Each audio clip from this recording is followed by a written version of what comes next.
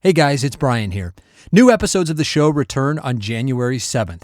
In the meantime, we're replaying some of the best. This time, someone I now consider a friend, Dr. Tom Myers. He is just a gem of a human and a huge asset to the entire Grand Canyon community. He's the co-author of the famous Over the Edge, Death in Grand Canyon, and has a new book coming out soon on the thru hike he did with his son that covered the entire length of the Grand Canyon. Lots to learn in this episode when it comes to what not to do below the rim. Enjoy.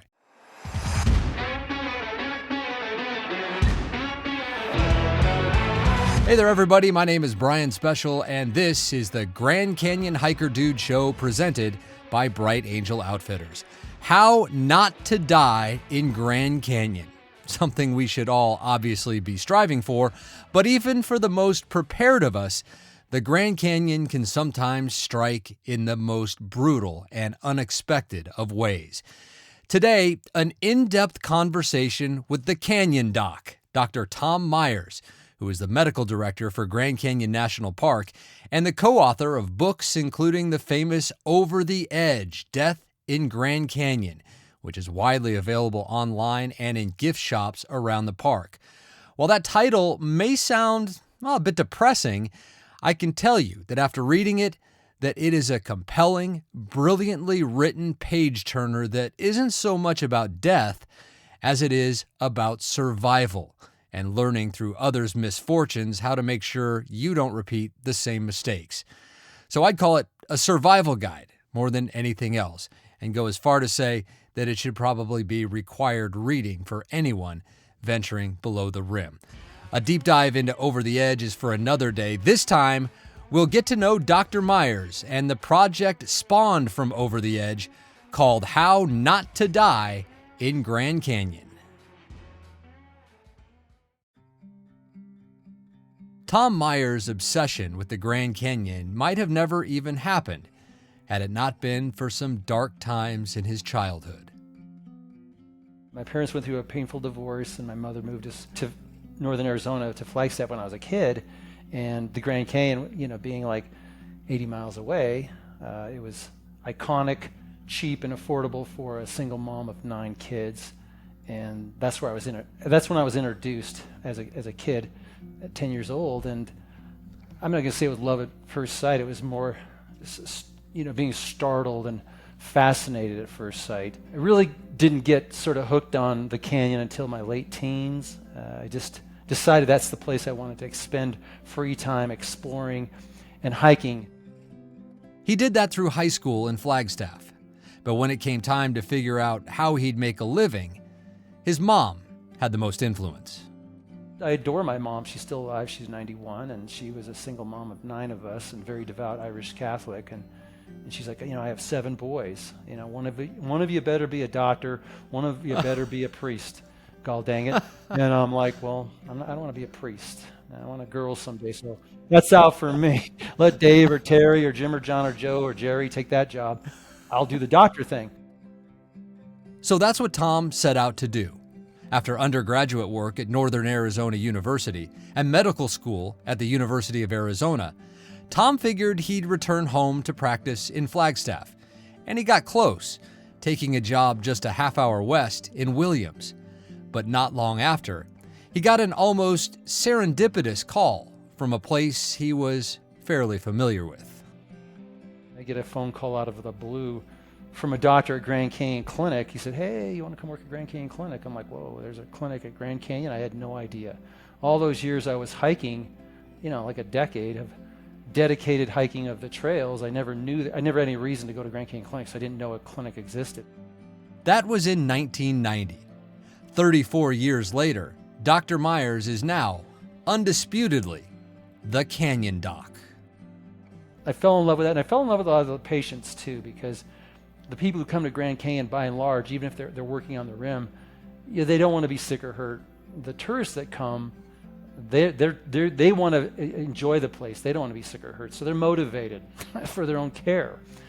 So it's been easy to stick around there because it's a great patient population. Most of them are incredibly grateful and kind, and they're easy to care for.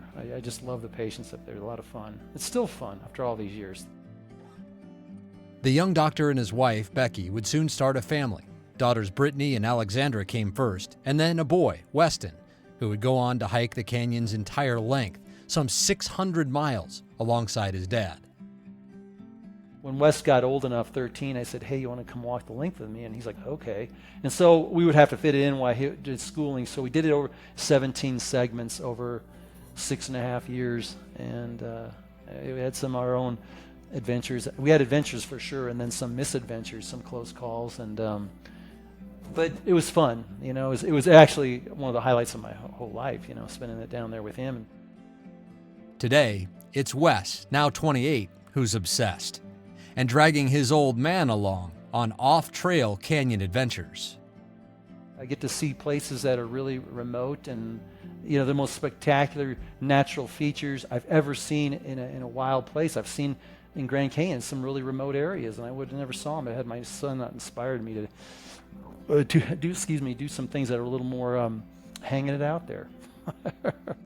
Along the way, Tom found another way to put it all out there, as he became an accomplished author, co-writing Fateful Journey about Colorado River mishaps with Chris Becker and Larry Stevens, Grand Obsession with co-author Elias Butler, which tells the life story of the iconic Harvey Butcher, who hiked over 12,000 mostly off-trail miles in the canyon over 40-plus years, and the book he's most known for, Over the Edge, Death in Grand Canyon, which he wrote alongside his friend Michael Ghiglieri. Now, it's the subject of our conversation today, How Not to Die in Grand Canyon, a short but information-packed guide he wrote for the Grand Canyon Conservancy.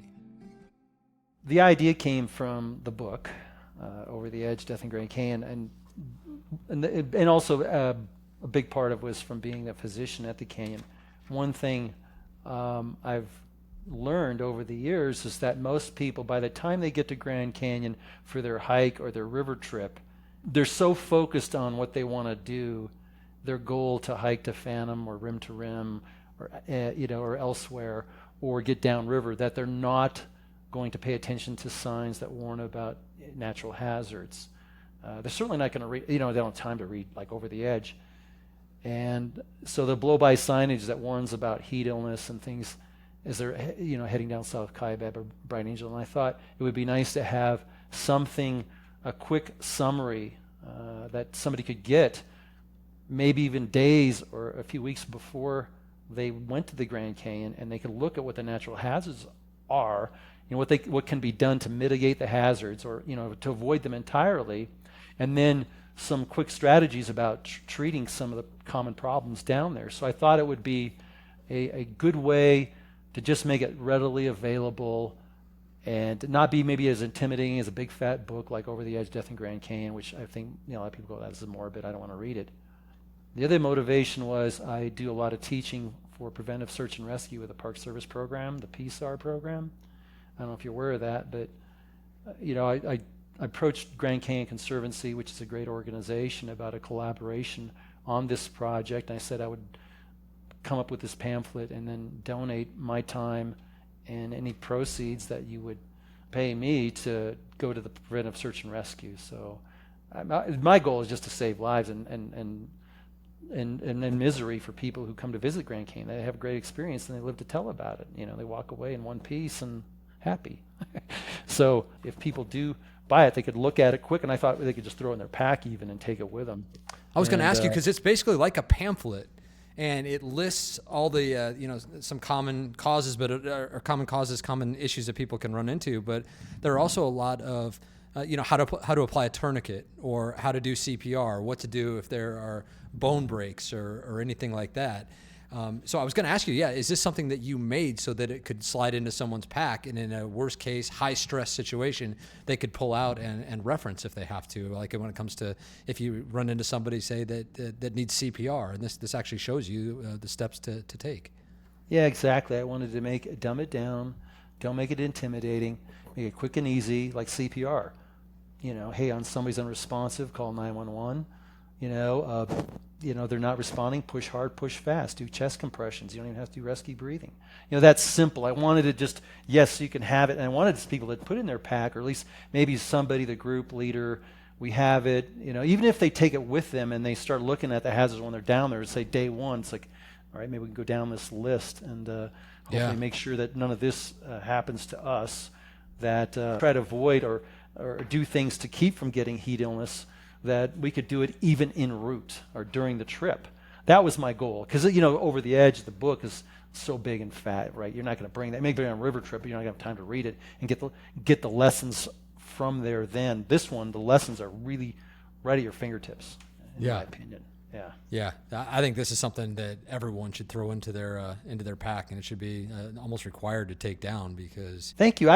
That's what I always thought. I thought it would be more readily embraced by commercial river companies, for example, or some of the hiking, the guided hiking companies, that they could just hand this out. But I think there's a thing a certain mindset, Brian, with a lot of commercial visitors, especially on guided trips, that things like hazards or ways to die, they're touched on, but then they're skipped by, because they don't want to scare people to death. You don't want them to die, but you don't want to scare them to death either. It's like, and I think my experience is like, all right, you read Over the Edge, like, there's a whole lot of horrible stories. You get done, you sort of take it in, you think about the life-saving lessons, and then you're less intimidated. You feel empowered because you know how to deal with the hazards, right? The Rim to Rim Hiking Club wants you. An entire collection of unique Grand Canyon hiking apparel, including our Rim to Rim Hiking Club tees and hoodies, is available exclusively at brightangeloutfitters.com. Commemorate your bucket list adventure by wearing your love of the canyon. From a full Rim to Rim collection to more specific landmarks like Uwa Point and Devil's Corkscrew, this is where you'll find something for those who are canyon obsessed. And yes, there's even a canyon obsessed design. Find it all at brightangeloutfitters.com. Bright Angel Outfitters was born out of a love of the canyon and exists to help you hike your best hike. So let's go down the list of what you have in here. There are 12 causes that you list as what can kill you at Grand Canyon. You do it in order of likelihood. So let's touch on some of the less common ones first, and then we'll spend a little bit more time on the more common causes that I think people really need to be educated about before they go into the canyon. But the less common causes, first at number 12. Man, it's almost like a top 10, top 12 list that we're going to do here, Tom. Number 12, we have rattlesnake bites and scorpion stings. What say you, Tom?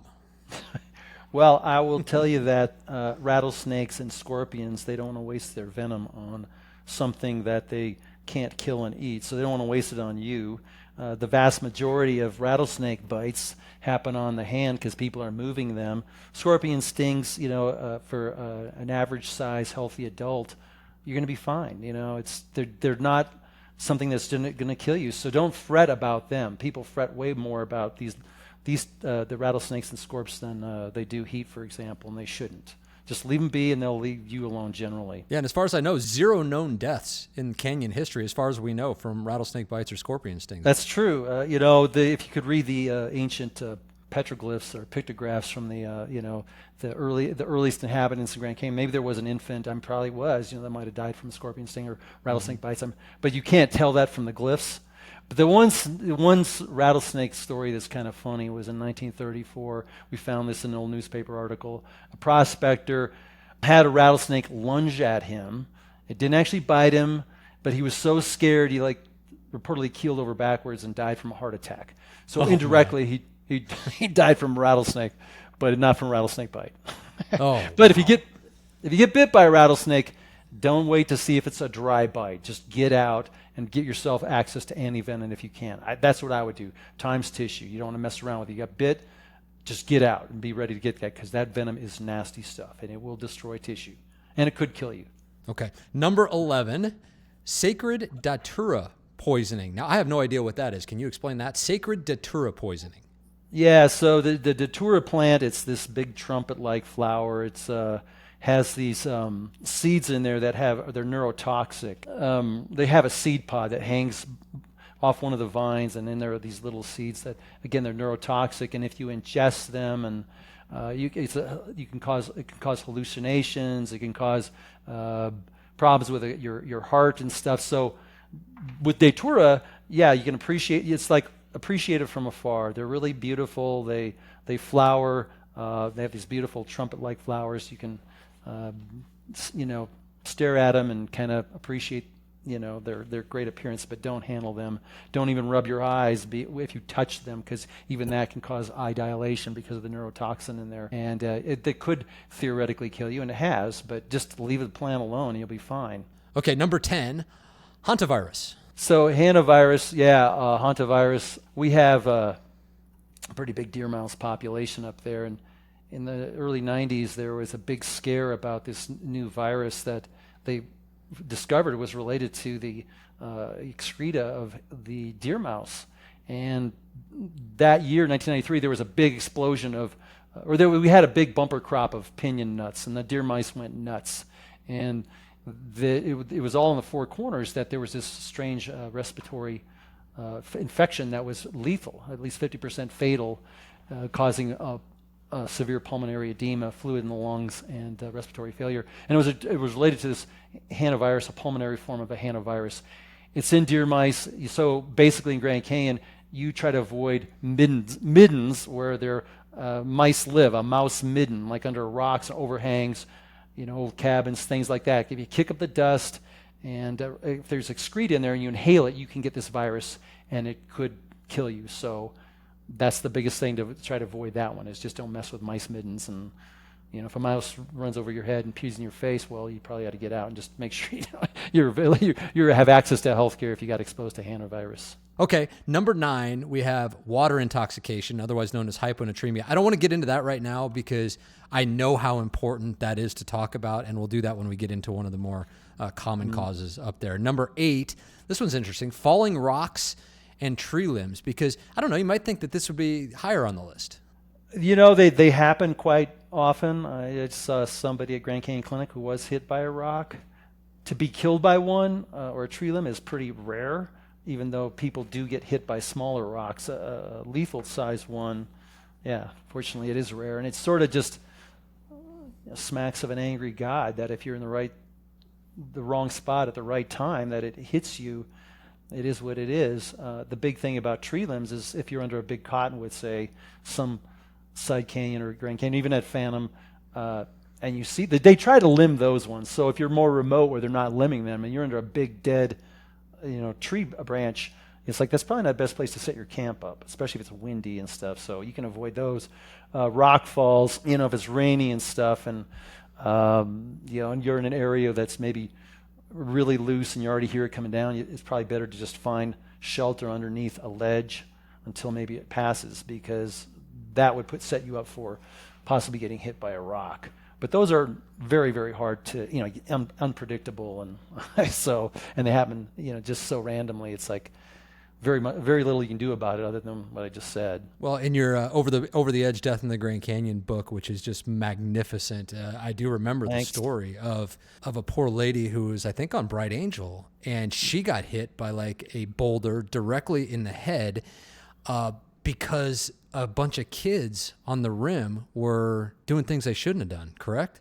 Right.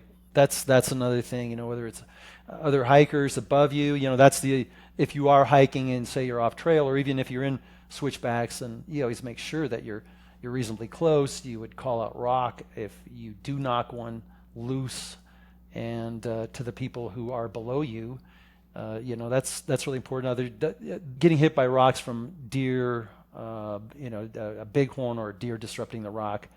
I'm not aware of any of those specifically. I'm sure that's happened, but humans, especially on the Bright Angel or South Kaiba where there's a lot of traffic, the rocks getting kicked and stuff, that's not that rare. Getting hit by one, a step above rare, and then dying from that is very, very rare, thank God. Okay, number 7, lightning strikes. Yeah, lightning strikes, those aren't as rare. If you're in Grand Canyon, there's all these the talk that the further you go in, the less likely you're going to be hit by lightning. There's at least one precedent of a lightning strike on the river, but usually the lightning will hit higher up. The big thing with lightning is trying not to put yourself in an exposed promontory. The overlooks on the rim for sure are really dangerous, and that's not rare, where people are out there filming the storm. For example, I saw a guy who was hit on the head by a bolt. He survived, but he was actually filming the lightning storm.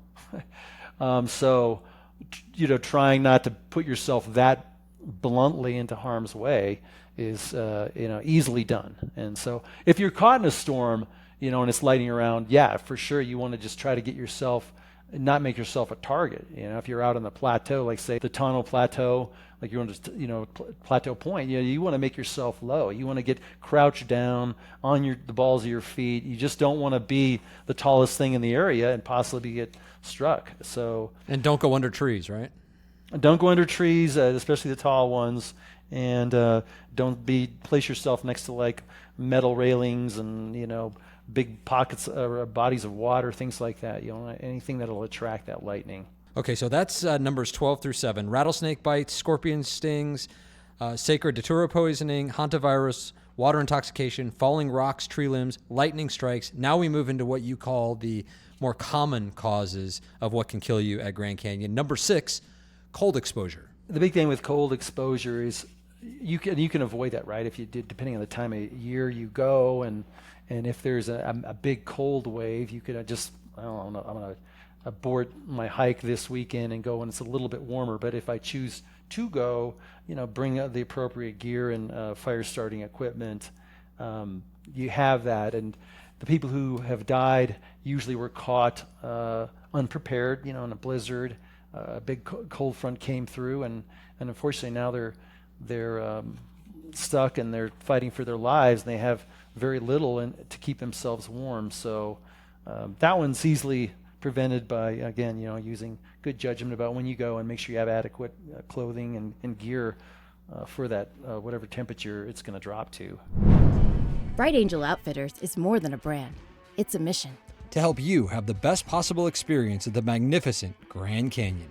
I'm Zena Special. And I'm Brian Special. From the Grand Canyon Hiker Dude Show to our YouTube channel, our free ebook to our Grand Canyon Shade Tracker, we're here to help. We've also got some great gear like the Rim to Rim Day Pack. With its 6 spacious front pockets. Yeah, that'll help you hike your best hike. At Bright Angel Outfitters, we do it all for the love of the canyon. And I hope you'll love it and revere it as we do.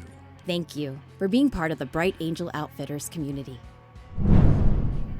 Okay, the next one is one that I hadn't even really considered until I was really going deep into the Death in the Grand Canyon book.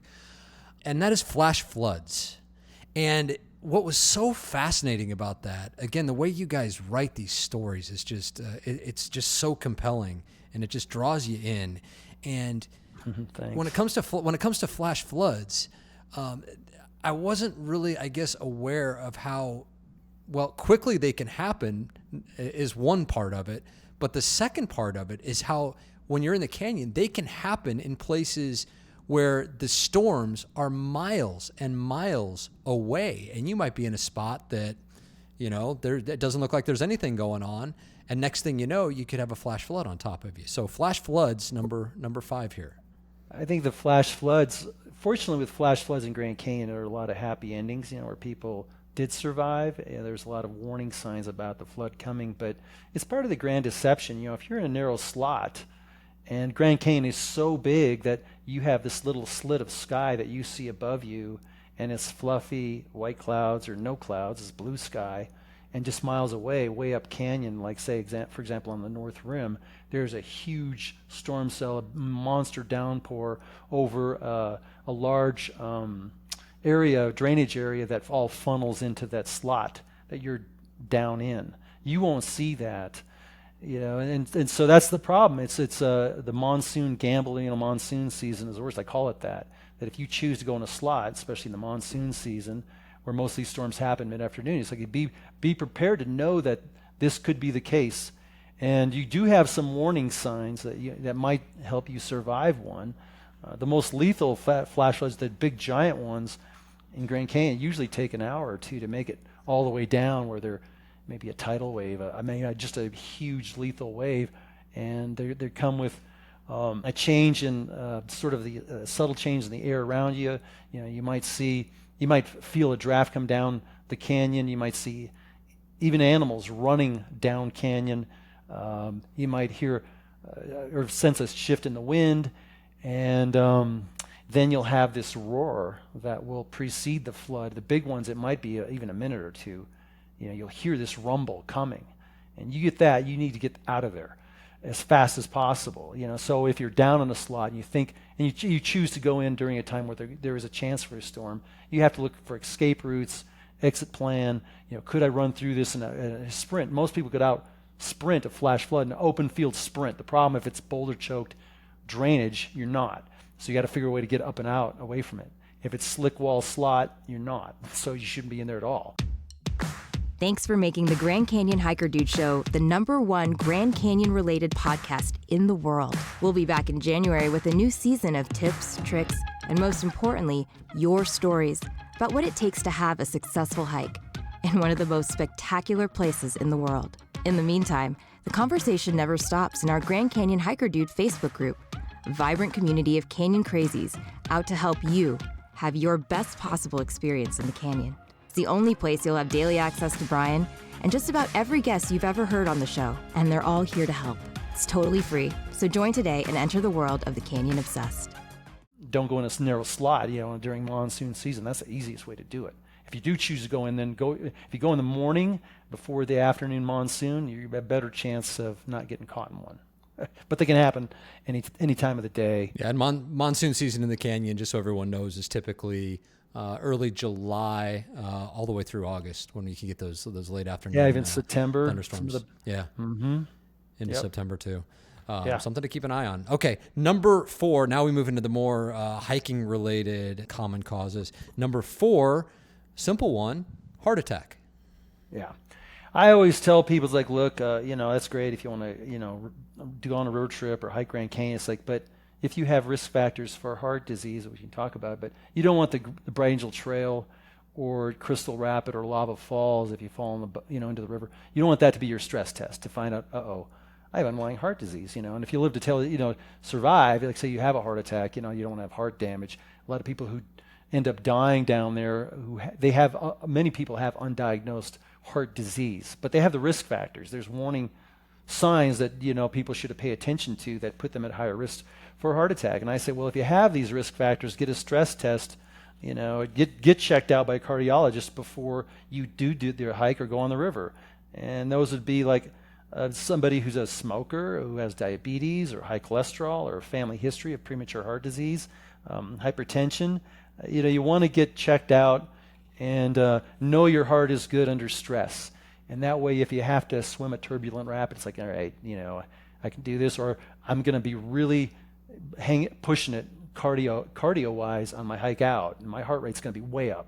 You want to know your heart can tolerate that. So, get checked out before you go in if you have these risk factors, and and then train so that you're not going to be pushing it too hard on the old heart, for too long. Okay, number 3, and you might think that this just relates to river trips. It doesn't. This happens to hikers, as again you guys point out in your book over and over again, and that is drowning. Yeah, drowning is a huge cause of death for hikers, and part of the problem, and I've been there, and I'm sure you have too. You do this hike, especially if it's really hot, and the river's so enticing, but it's really cold, especially when Lake Powell is full pool. I mean, the was released from the bottom of the dam. It's like that water is 500 feet deep. It's like comes out. The temperature was 47 degrees, 48. Now it's a little warmer because Lake Powell's low, but still really cold. And if you were to jump in or fall in, there's a thing called cold shock. Cold shock is where you have a huge involuntary gas, and I'm sure you've probably experienced this. You put even a big toe in like ice cold water, you go like that, right? It's an involuntary gasp. And then the next thing is, if you were to have more immersion, you hyperventilate. So if you imagine, like, I fall into turbulent water, I choose to swim, and I start hyperventilating or have that gasp, and say if it's in a rapid, I fall out of a boat in a Hance Rapid, but I take that involuntary gasp and a wave hits me in the face, I may aspirate and drown. Or I hyperventilate, I can aspirate and drown. And the problem with cold shock too, it spikes your blood pressure, it can trigger heart arrhythmias if you got underlying heart disease. So the big thing with the drowning is, you want to make sure that, just like I mentioned with the heart thing, get your heart checked out, make sure it's not going to be at risk if you were to go accidental fall into the river, and then on a river trip, or if you're on shore on a river trip. And then for hikers, don't intentionally try to swim where there's current. There's too many people who've tried swimming, and they're good swimmers. Most people who drown swimming, like trying to swim across the river, they know they're good swimmers. That's why they want to try. It's like, I want to swim in a river, and I've heard that from people. The problem is that current is really strong, and it's very deceptive, and it'll funnel you into the main, into the main part of the river and downstream, and you might not be able to get out. And then, especially with the cold shock, it may only be minutes before your extremities get really cold. It's hard to self-rescue. The muscles get cold. You're still conscious, but you just can't move your arms and legs like you would normally. You just don't have the strength. And that's that cold water. So drowning is a big deal in Grand Canyon. It seems ironic in a desert, but it happens all the time. And when you talk about cold shock, that happens, people who are older, like over 50, more susceptible to cold shock than younger folks are. Is that true? Yes. Mm-hmm. It's cold shock and flush. There's another term, flush water or flush drowning. They're really common, for young people, say kayakers on steep, rocky rivers. It's really common.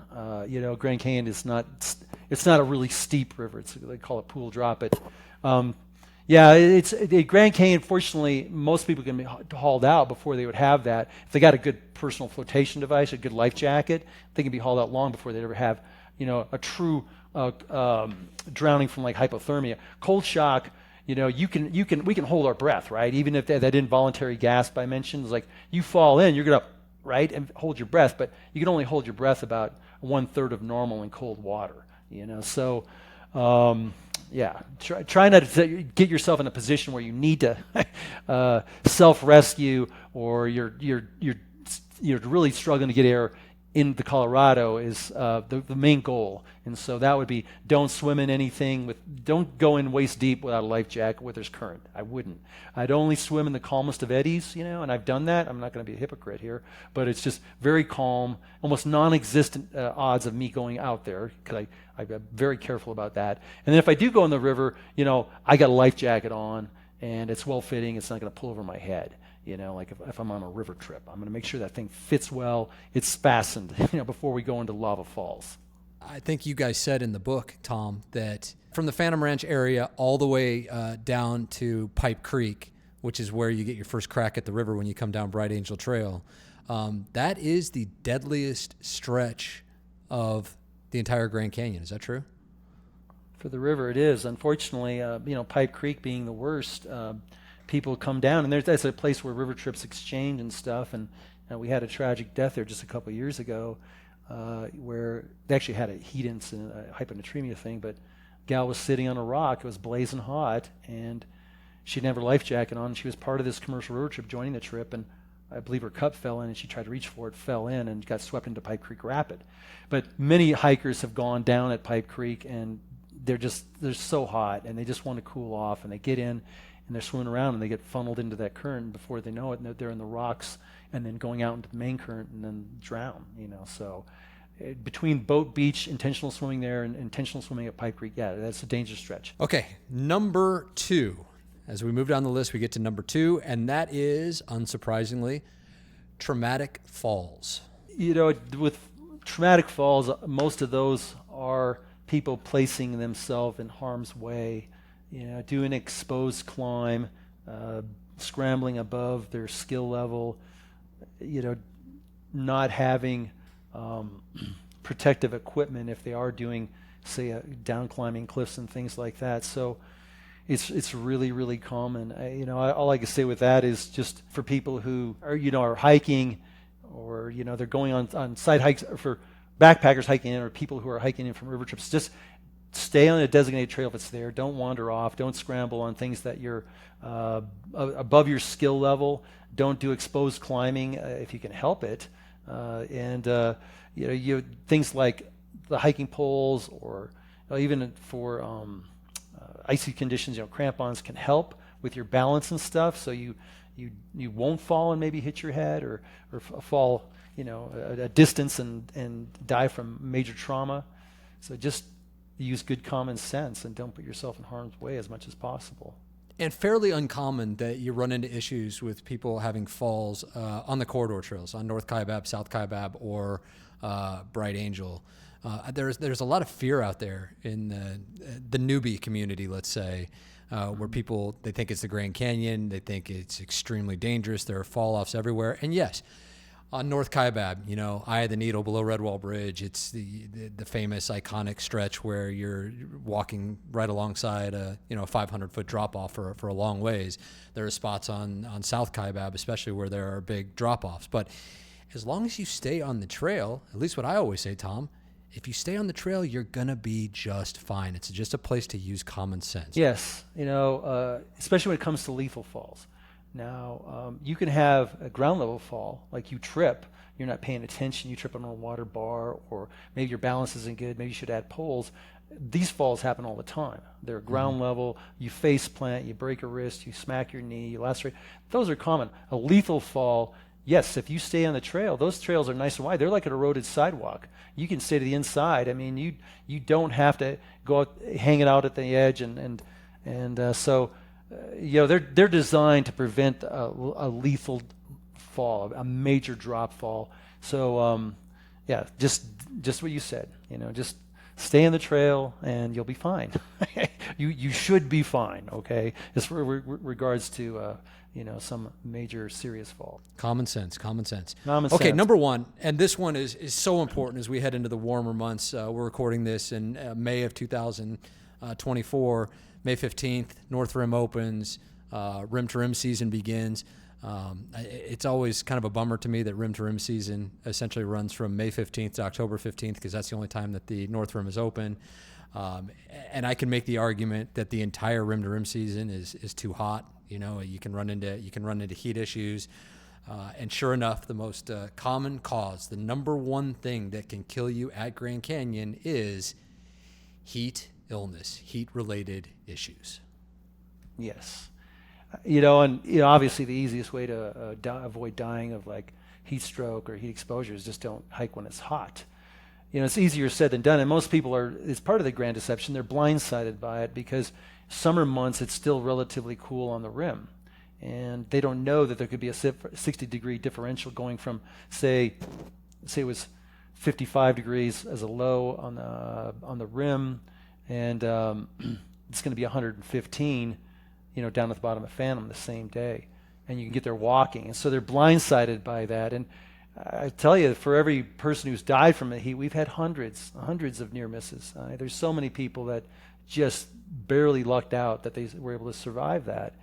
And so the big thing with the heat, there's a lot of things how you could break this down and how you can talk about ways to deal with it, especially if you do choose to do a rim to rim in the summer, which, I'm not going to be a hypocrite. The first time I did one was in June, like 1986, rim to rim, and it was blazing hot. But I also knew ways to kind of keep myself cool. Even then I was like, okay, well, I got a creek right here. I'm going to get wet all the time. How do you recognize when someone's having heat issues? Well, how do you recognize it in yourself, and how do you recognize it in others? As you start to heat up, our bodies, we have this temperature zone that that our body will try to keep us regulated at. We have a thing called the hypothalamus in our brain that helps us keep our bodies under a certain temperature, and the threshold for heat stroke is about 104. As you climb, think about when you're ill, as you start to get a fever. You start to feel achy, you feel like you're weak, you're run down, you get a headache. As your body's trying to perfuse the skin to increase evaporative cooling, you have less circulation to your gut. You'll increase the circulation of your skin hugely for evaporative cooling. You don't perfuse your gut, you get nausea. Nausea, headache, lightheadedness, irritability, feeling of weakness. All those things are part of early signs of heat exhaustion, dehydration. And then as the temperature climbs, there's a certain threshold, mostly it's around 140 degrees Fahrenheit, 40 degrees Celsius, that's where you could have an alteration level of consciousness. And when you become altered, that's when you're considered heat stroke, and then it's a life-threatening emergency. 6 front pockets and pouches, an insulated hydration compartment, and now, many successful rim-to-rims completed to rave reviews. Our 22-liter rim-to-rim pack is the day pack designed with the rim-to-rim hiker in mind. Check it out today and find out why it's been called Backpack Perfection. The unisex, one-size-fits-most rim-to-rim pack is available exclusively at brightangeloutfitters.com and is part of our mission to help you hike your best hike. Recognize those signs and symptoms early in yourself or the others around you, especially a little cranky and they're sort of getting sluggish and they're complaining of these things. Like, think about heat illness. Like, stop, get in the shade, cool off, try to arrest it right then and there rather than keep pushing your luck and pushing fate, because it could end up really bad. Tom, you and I had an opportunity to hike together not too long ago down here in the Phoenix area, and I so enjoyed it. And we got to talking about heat-related illnesses like this and heat-related issues. And you mentioned, and it was so fascinating, that there are so many people that present, when they come to the clinic or whenever they're having these issues and showing symptoms, that it's not always dehydration, which I think is what everyone automatically thinks. I have not been drinking enough water. I need to drink water at every opportunity, even when I am not thirsty. But what's happening is what you said is they are becoming hyponatremic and they are drinking too much water, and that can present serious issues as well. Exactly. So of our heat-related illness, and I put in hyponatremia, hypo meaning low, Na is sodium in the periodic table, emia. So water intoxication, to make it easier to understand, right? Water intoxication. It's low blood sodium. That's about 1/3 of our heat cases. Now, it's not a true heat illness. It's basically related to over drinking. You dilute out your blood sodium, and so many people are so worried about dehydration that they overdrink. They're like, I'm not going to let this happen to me, and so they'll have a fixed ranges in timing where they'll keep pounding the water. And so the problem with hyponatremia is it presents almost exactly like dehydration, heat exhaustion. You get headache, you get nausea, you feel fatigue, you feel irritable.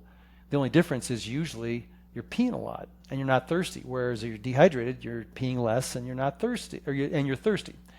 And what happens is if people don't recognize or don't appreciate that hyponatremia's issue, the reflex is to like, oh, you're dehydrated.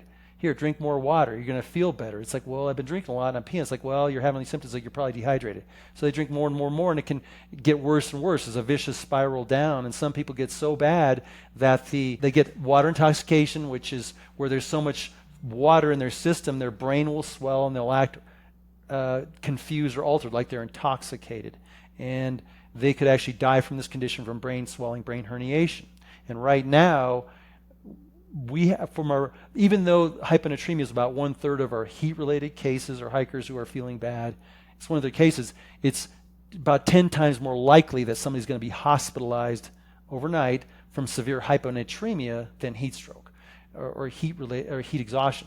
It's just if people get heat stroke down in the Grand Canyon, they're usually going to die. And we don't have that many deaths, but we have a lot of. We only have a couple a year, but on average, I would say. But we have a lot of people being hospitalized for hyponatremia, for overdrinking. 10-to-1, probably serious hyponatremia, water intoxication over heat stroke. How Not to Die in Grand Canyon.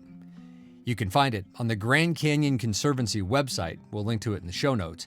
And proceeds do support the Conservancy and the Canyon's preventative search and rescue operation. By the way, there was one more thing I wanted to ask Tom about after our conversation. His mom. After raising 9 kids by herself, dealing with welfare and food stamps, moving the whole clan across the country from Wisconsin, and then wishing one of her boys would become a doctor, I wondered what that day was like when Tom graduated medical school at the University of Arizona. Man, I don't know. That was one of the proudest moments I've ever seen her. It was pretty emotional, It was pretty neat. I think it sort of represented a victory, not just for me and for her, but all of us, because, when you're on welfare, it's tough, I mean, poor kids, you know who you are when you're in school, and the others know who you are, and you're in the free lunch food line, and you wear the crummy clothes, and you have the crummy car, and there were 10 of us in a 1,100 square foot house, and it was kind of dumpy, and so it was kind of like it was neat. It was like, all right, you can get past this. You just work hard, and be nice. So yeah, that was a great moment. That was pretty darn exciting. That is Dr. Tom Myers, the Canyon Doc. You can count on hearing much more from him in the months ahead because I can promise you there is no shortage of Grand Canyon-related topics to discuss with Dr. Myers.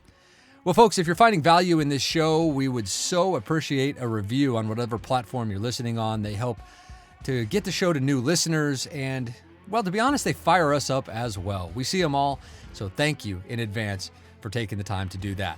You'll also find tons of free content on our website at brightangeloutfitters.com. The Grand Canyon Shade Tracker helps you plan your hike so you can avoid direct sun and not become a statistic yourself. It shows you when and where you will have shade on your hike, no matter the route, no matter the day, right down to the minute. We also have a free ebook called Rim to Rim, a Beginner's Guide. It's meant to help aspiring rim-to-rimmers plan their adventure.